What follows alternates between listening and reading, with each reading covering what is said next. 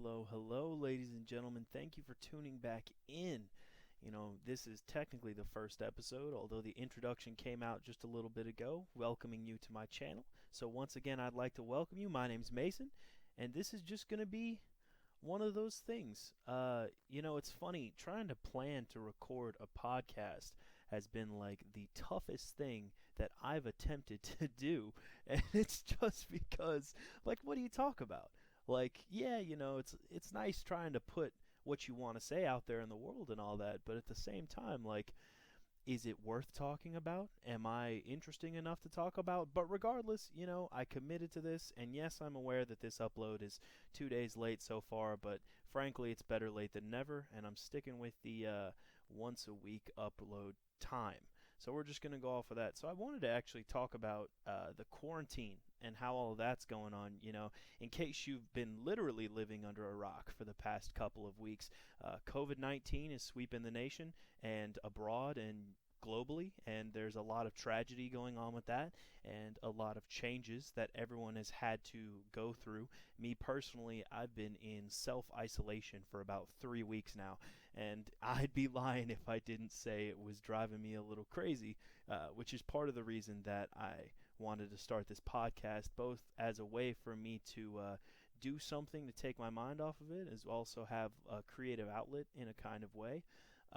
Regardless, this quarantine is very interesting because I think it's presenting people with a perspective that they didn't originally have, and that is that a majority of your life can be spent at home. Yeah, okay, on one hand, it is incredibly boring. Like, if you don't have something to do or hobbies or anything like that, you're going to drive yourself crazy, really. Uh, Staring at a wall all day isn't going to cut it. So, in one way, it's making people realize, hey, man, I'm boring as hell. Like, I need to get something to do. But on the other hand, I think it's making people appreciate being outside and the kind of lifestyle that has come to be expected of us around the world, basically.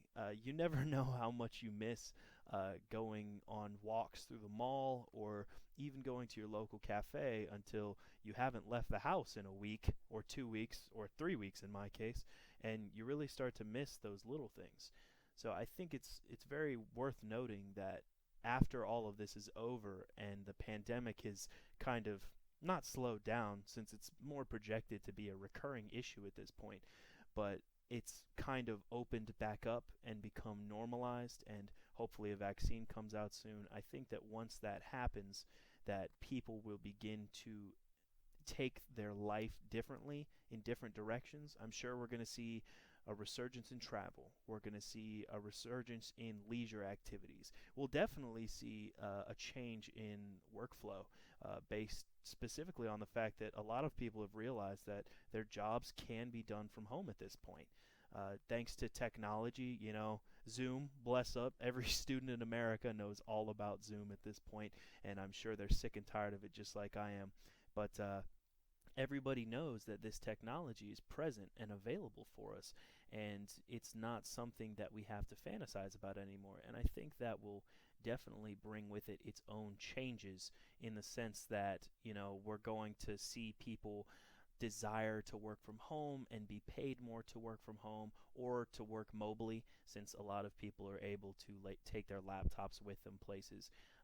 I'm sure that's definitely a plan that's going to take place. Personally, I work in architecture and a lot of design of commercial spaces and residential spaces, and more than anything else, I think that this pandemic has affected design of how social spaces operate, as well as how we conduct ourselves within office regions and whatnot.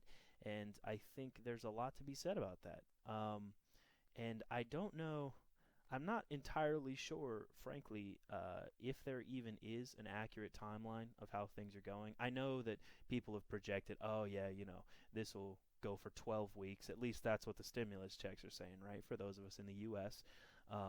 But this will go for 12 weeks. But in reality, there's no real way to set a timeline for this kind of pandemic or issue, of which there really is no precedent. I mean, it seems like every 20th year of a century, we get some kind of crazy plague.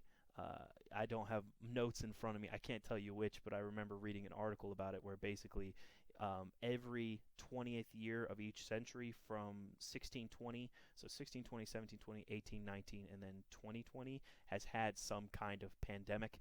I'm pretty sure either the Black Death or the bubonic plague, some variant of that, is happened during those years. I'm terrible at history, truly. Anybody who knows me knows that I have like no brain when it comes to that kind of stuff. Dates just don't hold up. But I think it is very interesting that this kind of trend has somewhat occurred in that we tend to get pandemics of this kind during significant portions of history, and it always seems to happen around the same time. And I think there's a lot of conspiracy theories coming out about that. Speaking of which, I've heard that cell towers are actually the cause of COVID-19. All that 5G data getting in. If anybody's seen those crazy people out and about talking about that, please know it is not true. I don't know if anyone will actually listen to this to hear me say that, but it is not true. The internet and cell towers are not trying to kill us. I promise. Okay, take my word for it. Some random guy on the internet. Just believe me on that one, okay? But I think it's very interesting, all the theories and memes, really, that have come out of these giant events that happen. It seems like these days, every single time there's some kind of massive event or anything like that, hundreds of thousands of memes will come out. I think we're in the golden era of memes, if you know what I mean. Just because all these crazy things are happening. And I think it's a lot easier for people to poke fun at this kind of situation as opposed to dealing with it in the straight off. I think that plus with the massive amounts of media content that we consume, people are able to translate their issues into these memes and just kind of run with them. And I mean, they're funny. They're funny as all hell anyways, so it gives a good laugh. It breaks up the monotony and the boringness of sitting at home scrolling through. I mean, if anybody else is like me, you probably spend hours on your phone scrolling through Facebook, Twitter, Tumblr, doing your thing, looking through all that stuff, and really just trying to pass the day away. I don't agree with the recent trend that's come out of people saying that if you're not being productive during this time that you're basically wasting it. I think that's a fallacy to say the least. Personally, I don't think anyone should have any say in how you do your quarantine. Of course, for the students, keep up with your schoolwork. For the professionals, keep up with your work. Don't let it slack to the side or anything like that. But, I mean, if you want to sit there in pajamas and play video games or Netflix binge something, Ozark's really good to binge. I'm going to put my recommendation out there. But if you're doing that and someone comes up to you and is like, how come you're not doing 100 push-ups a day? How come you haven't gone for a 15-mile run? Then, they don't really have any right to do that kind of stuff. I think that everyone is dealing with this in their own way and just kind of running with it and really trying to make the most of it.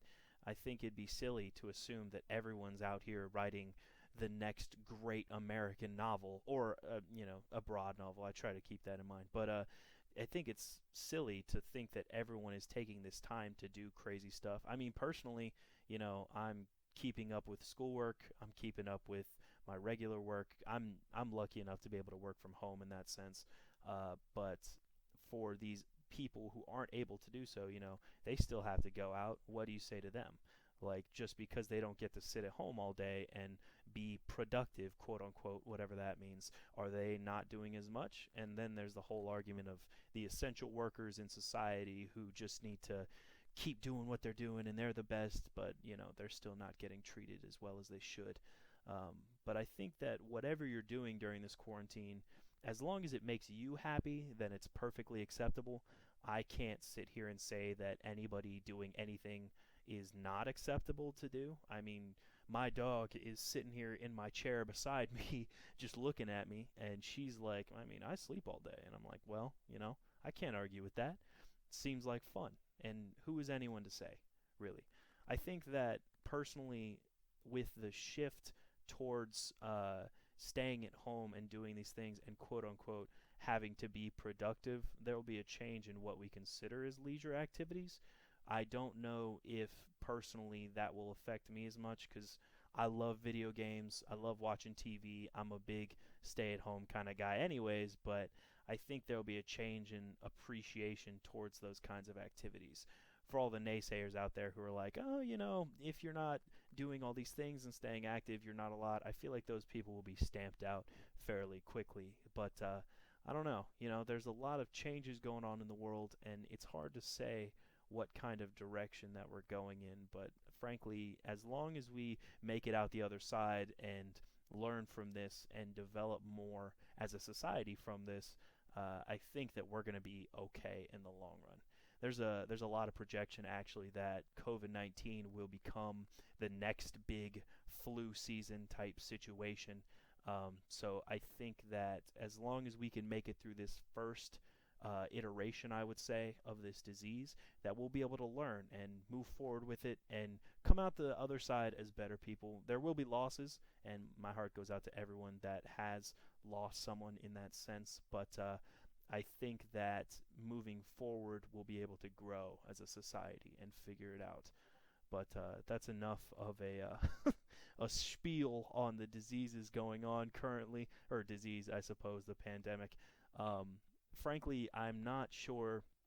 I'm not really good at the whole writing notes thing in this sense for this kind of situation. I've never done a podcast before, so a lot of me moving forward and recording these sessions will be off the cuff and just kind of doing my thing. I will be bringing in guest people to speak with me, and we'll do different topics each week. I'm trying to keep it very diverse, and I'm still figuring out the technology behind it. But next week, I'm going to be recording with my girlfriend, and we're going to talk about anime.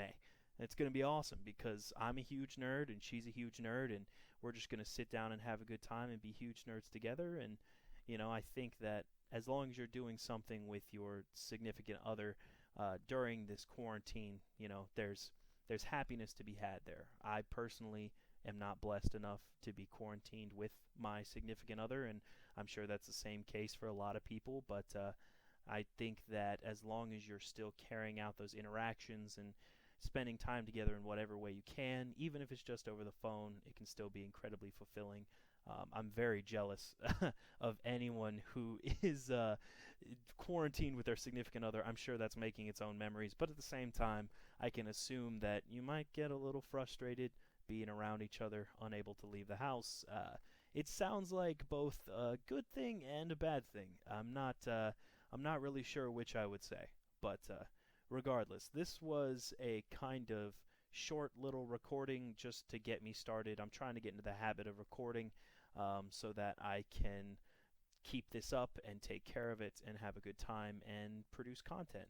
So thank you very much to everyone for joining in for this first little short session type deal. I will get the next one out by Wednesday. I swear it. And anyways, thank you very much for joining in. My name is Mason, and I will see you guys on next Wednesday. So stay safe out there, and until then.